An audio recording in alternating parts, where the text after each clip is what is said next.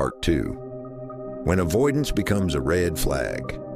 Avoidance becomes dangerous when fear starts controlling life more than protection does.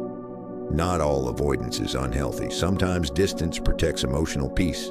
Sometimes silence protects healing. And sometimes walking away from harmful environments is emotional intelligence. But psychology suggests there is a point where avoidance slowly stops protecting the person and starts limiting their life.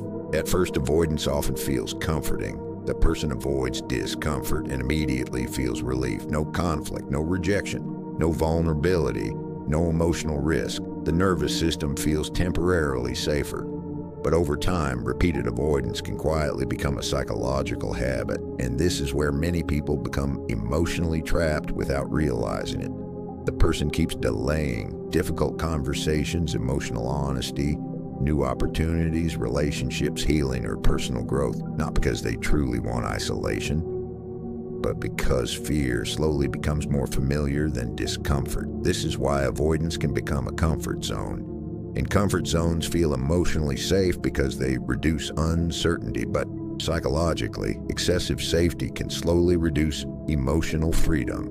The person may begin saying, "I'll try later. I'm not ready yet. I don't want to deal with it. I'd rather avoid the stress." And slowly life becomes smaller. The problem is not temporary protection. The problem begins when avoidance becomes permanent. Behavioral psychology shows that repeated avoidance often strengthens fear because the brain never learns the situation may actually be survivable. The nervous system keeps interpreting the avoided experience as dangerous. This is why avoidance may initially reduce anxiety, while quietly increasing long-term fear internally. People often begin noticing the effects when avoidance starts interfering with normal life. For example, avoiding relationships despite the wanting connection, avoiding communication for long periods, isolating after painful experiences, overthinking instead of acting, or constantly escaping discomfort rather than facing it gradually. Some people become emotionally disconnected from life itself, not because they lack feelings, but because emotional pain trained the nervous system to associate openness with danger.